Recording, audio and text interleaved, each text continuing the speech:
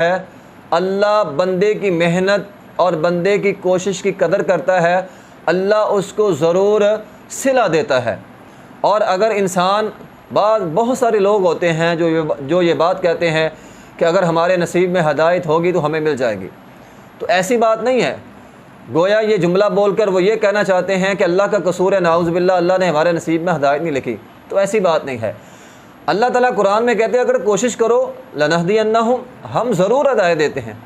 तो अगर कोई बंदा कोशिश करता है सीधे रास्ते की तलाश की, सिरात मुस्तकीम पर आने की, अल्लाह के रास्ते पर चलने की कोशिश करता है, तो अल्लाह उस इंसान को ज़रूर चलाता है।